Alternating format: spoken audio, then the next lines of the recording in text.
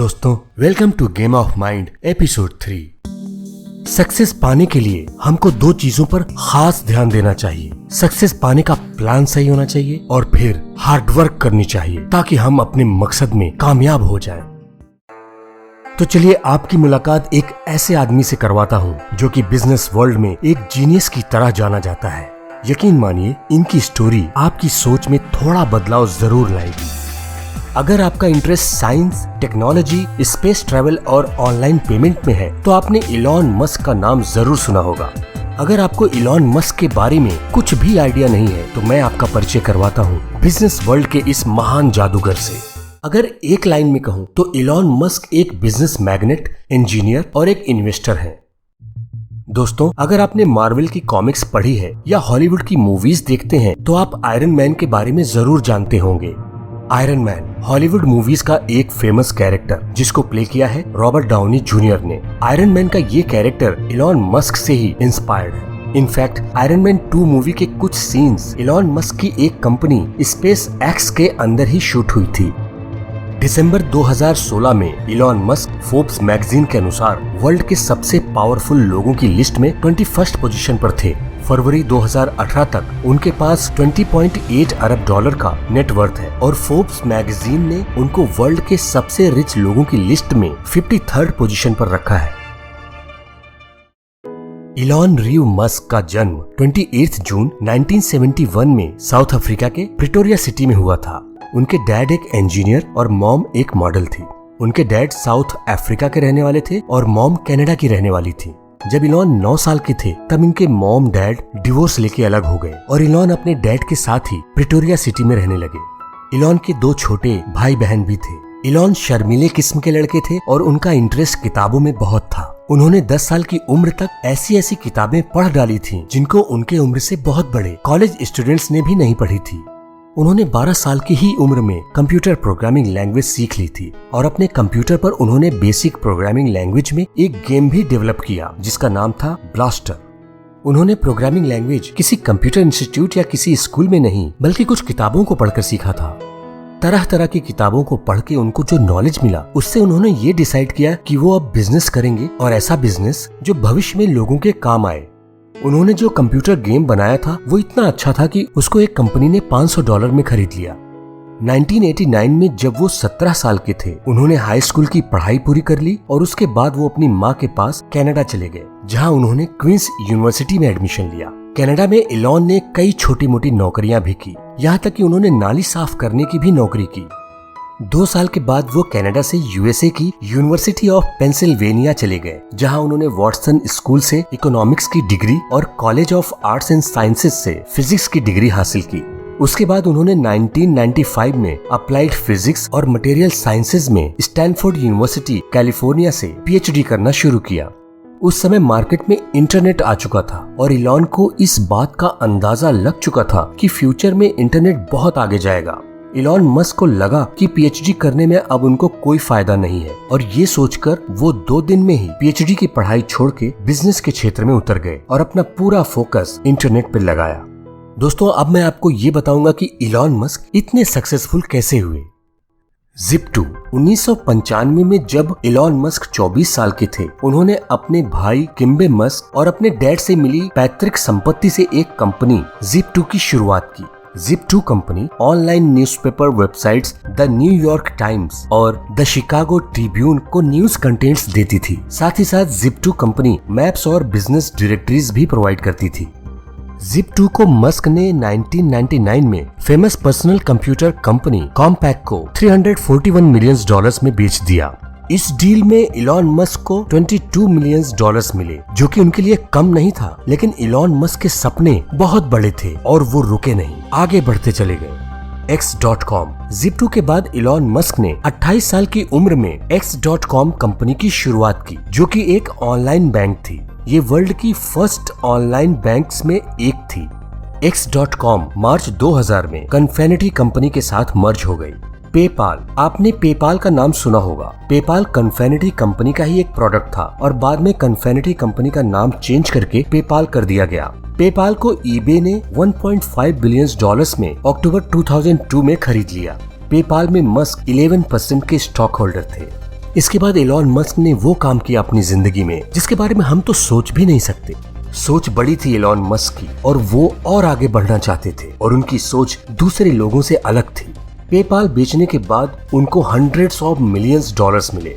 बहुत से लोग तो इतना पैसा मिलने के बाद बस बीच पर बैठकर शांति से एंजॉय करते हुए अपनी पूरी लाइफ गुजारना चाहेंगे, या फिर वो अपने कदम संभाल संभाल के रखेंगे ताकि उनसे कोई मिस्टेक ना हो जाए और किसी मिस्टेक से बहुत बड़ी लॉस ना हो जाए जिससे वो गरीबी से भरी जिंदगी में वापस पहुंच जाए। लेकिन इलॉन मस्क उन लोगों में से नहीं थे। उनकी सोच ऐसी थी जिनके बारे में सुनकर लोग ऐसा कहते थे कि वो पागल हो गए हैं, लेकिन वो रिस्क लेने को तैयार थे क्योंकि जितनी बड़ी सोच थी उनकी उसको पागलपन नहीं कहेंगे तो और क्या कहेंगे। इलॉन मस्क सफल होने के बाद भी रिस्क उठाते रहे क्योंकि वो रुकना नहीं चाहते थे। ऐसा नहीं है कि उन्होंने रिस्क लिया और हर बार सफल ही हुए। रिस्क लेने की आदत के कारण उन्होंने बड़ी बड़ी फेलियर्स का भी सामना किया। उन्होंने अब तक जो कुछ भी कमाया था उसको कई कंपनियों में लगा के वो लॉस एंजलिस चले गए और रेंट पर एक घर लेके रहने लगे। ये बहुत बड़ा रिस्क था, वो बर्बाद भी हो सकते थे, लेकिन उनको अपने प्लान और अपने माइंड पर पूरा भरोसा था और रिस्क लेने को भी तैयार बैठे थे वो। लेकिन उनकी सोच सही साबित हुई और जो पैसा उन्होंने कई कंपनियों में लगा दिया था उससे उनको रिटर्न बहुत अच्छा मिला और उस पैसे को उन्होंने लगाया स्पेसएक्स और टेस्ला कंपनीज में। दोस्तों, सबसे पहले मैं आपको बताता हूँ स्पेसएक्स के बारे में। स्पेसएक्स कंपनी को बनाने के पीछे इलॉन मस्क का मकसद था कि वो पृथ्वी के बाहर भी मानव जीवन को बसाना चाहते थे और इसके साथ ही साथ स्पेस ट्रैवल की कॉस्ट को भी कम करना चाहते थे। और इसीलिए उन्होंने मई 2002 में स्पेस एक्सप्लोरेशन टेक्नोलॉजीज कॉर्पोरेशन, जिसको स्पेस एक्स भी कहते हैं, कंपनी को बनाया, जिसके वो सीईओ और लीड डिजाइनर थे। स्पेस एक्स कंपनी का काम था रॉकेट्स बनाना जो सैटेलाइट्स को स्पेस में डिलीवर करे और पृथ्वी के लोगों को दूसरे प्लैनेट्स पर बसाए। इलॉन मस्क पृथ्वी पर ही नहीं बल्कि स्पेस ट्रांसपोर्ट में भी एक क्रांति लाना चाहते थे। न तो साइंस की कोई अच्छी डिग्री थी उनके पास और न ही एरोनॉटिक्स की, लेकिन उन्होंने एरोनॉटिक्स से रिलेटेड कई सारी बुक्स पढ़ी थी और बहुत सारा नॉलेज इकट्ठा कर रखा था। स्पेस एक्स प्रोजेक्ट बहुत बड़ा था और उसमें बहुत इन्वेस्टमेंट की जरूरत थी। उनके पास रॉकेट्स बनाने की कोई टेक्निक्स नहीं थी और रॉकेट्स खरीदने के लिए वो रूस गए, लेकिन वहाँ पर उन्होंने देखा कि रॉकेट्स की प्राइस बहुत थी जो वो अफोर्ड नहीं कर सकते थे। इसलिए उन्होंने खुद से रॉकेट बनाने की सोची। ये एक बड़ा कदम था जिसको आज तक किसी प्राइवेट कंपनी ने नहीं उठाया था। स्पेसएक्स कंपनी ने 3 रॉकेट्स बनाए, लेकिन तीनों रॉकेट्स स्पेस तक नहीं पहुंचे और क्रैश हो गए। लगातार 3 अनसक्सेसफुल अटेम्प्ट्स ने इलॉन मस्क को कंगाली के कगार पर लाके खड़ा कर दिया। स्पेसएक्स टीम के लोग बहुत निराश हो गए, लेकिन इलॉन मस्क ने उनका हौसला बढ़ाया और उनसे प्रॉमिस किया कि वो हार नहीं मानेंगे और सफल होके रहेंगे। फिर स्पेसएक्स ने दूसरे लॉन्च की तैयारी की और इस बार वो सफल हुए और अपने रॉकेट को पृथ्वी की ऑर्बिट में पहुंचा दिया। उनकी कामयाबी से स्पेस इंडस्ट्रीज में खलबली मच गई। लोगों में बस यही चर्चा थी कि जिस इंसान ने रॉकेट साइंस की पढ़ाई नहीं की उसने स्पेस में सैटेलाइट कैसे लॉन्च कर दिया। लेकिन जीनियस इलॉन मस्क ने ये कर दिखाया और इस तरह से स्पेसएक्स एक पहली प्राइवेट कंपनी बन गई जिसने कमर्शियल स्पेसक्राफ्ट की शुरुआत की। आज स्पेसएक्स कंपनी एक स्पेस ट्रांसपोर्ट कंपनी है जो कि कम खर्च पर नासा के सैटेलाइट्स पृथ्वी की ऑर्बिट तक पहुंचाती है। मई 22, 2012 को स्पेसएक्स कंपनी ने हिस्ट्री बनाई जब उसने 1000 पाउंड्स की सप्लाईज को फैल्कॉन 9 रॉकेट के जरिए इंटरनेशनल स्पेस स्टेशन में काम कर रहे एस्ट्रोनॉट तक पहुंचा दिया। नासा ने स्पेसएक्स को इंटरनेशनल स्पेस स्टेशन के लिए कार्गो ट्रांसपोर्ट को हैंडल करने के लिए अवार्ड भी दिया और नासा ने स्पेसएक्स से एस्ट्रोनॉट को स्पेस ट्रैवल करने के लिए भी काम करने को कहा। दोस्तों, स्पेसएक्स जो रॉकेट्स बनाती है वो रीयूजेबल होते हैं, यानी उनको एक से ज्यादा बार यूज किया जा सकता है। अब इलॉन मस्क ये चाहते हैं कि वो एक ऐसा सैटेलाइट स्पेस में भेजें जिसकी हेल्प से पृथ्वी के किसी भी कोने में नेटवर्क की प्रॉब्लम के बिना सारे लोग इंटरनेट यूज कर पाएं। आगे आने वाले 10 सालों में इलॉन मस्क का टारगेट है मंगल ग्रह यानी मार्स पर लोगों को पहुंचाना। वो मार्स पर पृथ्वी के पहले आदमी को पहुंचाना चाहते हैं। उनके इस गोल पर बहुत से लोग हंसेंगे और यहाँ तक कि नासा ने भी मंगल ग्रह पर आदमी पहुँचाने के बारे में सोचना बंद कर दिया है। लेकिन पॉइंट ये है कि हो सकता है कि मस्क आने वाले 10 सालों में मार्स पर कोई आदमी ना पहुँचा पाए, लेकिन ये तो बात सच है कि उनकी स्पेसएक्स कंपनी 10 सालों में इतनी ज्यादा प्रोग्रेस कर चुकेगी जिसको या तो कोई और नहीं करेगा या फिर वहाँ तक पहुँचने में दूसरों को 40 से 50 साल लग जाएंगे।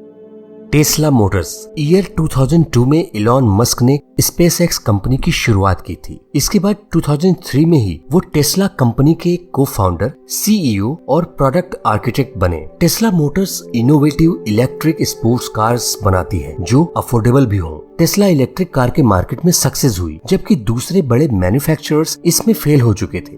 टेस्ला कंपनी बैटरी प्रोडक्ट्स और सोलर रूफ्स भी बनाती है। इलॉन मस्क टेस्ला कंपनी के प्रोडक्ट्स के डिजाइन, प्रोडक्ट डेवलपमेंट और इंजीनियरिंग को देखते हैं। स्पेसएक्स एंड टेस्ला दो नई इंडस्ट्रीज में एंटर करना उनके लिए एक कठिन लड़ाई से कम नहीं था। जब रिसेशन का दौर था, उनकी कंपनी टेस्ला और स्पेसएक्स ईयर 2008 में लगभग बैंकरप्ट हो गई और उनको लगा कि अब ये कंपनीज बंद हो जाएंगी। उन्होंने अपनी सारी सेविंग्स टेस्ला और स्पेसएक्स को बचाने में लगा दी। उन्होंने अपने पर्सनल खर्च के लिए लोगों से उधार भी लिया। दिसंबर 2008 में जब टेस्ला डूबने के कगार पर पहुंच गई, मस्क ने किसी तरह दूसरों से आर्थिक सहायता प्राप्त की और फिर न ही उन्होंने टेस्ला को बचाया, बल्कि उस समय के बाद उन्होंने फिर से पीछे मुड़ के नहीं देखा। आज उनकी इन दोनों कंपनियों की कीमत बिलियंस ऑफ डॉलर से कम नहीं है। लेकिन इलॉन मस्क पैसों के पीछे नहीं भागते। अगर वो पैसे के पीछे भागते तो कोई ऐसी इंडस्ट्री में कदम रखते जिसमें इतना रिस्क नहीं होता। लेकिन उन्होंने ऐसी इंडस्ट्री में एंटर किया जिसमें फेल होने के बहुत ज्यादा चांसेस थे, लेकिन मानवता के लिए वो बहुत ज्यादा यूजफुल भी थे और यही चाहते थे इलॉन मस्क। 2013 में इलॉन मस्क ने हाइपर लूप नाम का एक कॉन्सेप्ट रिलीज किया, एक ऐसा इन्वेंशन जिसकी हेल्प से लोग एक सिटी से दूसरे सिटी में बहुत ही कम समय में पहुंच सकते हैं। ऐसी ट्रांसपोर्टेशन जिसपे किसी वेदर का इफेक्ट नहीं पड़ेगा। अगर मस्क का कॉन्सेप्ट डेवलप हुआ और सक्सेस हुआ तो हम लोग 1000 किलोमीटर से भी ज्यादा की स्पीड से ग्राउंड लेवल पर ट्रैवल कर पाएंगे। और वैक्यूम और मैग्नेटिक एनर्जी पर बना ये कॉन्सेप्ट सक्सेस होने के बाद जब हमारे सामने आएगा तो ये दुनिया का सबसे तेज ट्रांसपोर्ट सिस्टम बन जाएगा, जो कि बुलेट ट्रेन से भी ज्यादा तेज होगा। दोस्तों, गेम ऑफ माइंड के इस एपिसोड का मकसद आपको ये बताना नहीं है कि इलॉन मस्क ने कौन सी कंपनीज खोली, बल्कि ये बताना है कि इलॉन मस्क के विचार क्या हैं, ताकि आप उनकी जिंदगी से कुछ सीख सकें।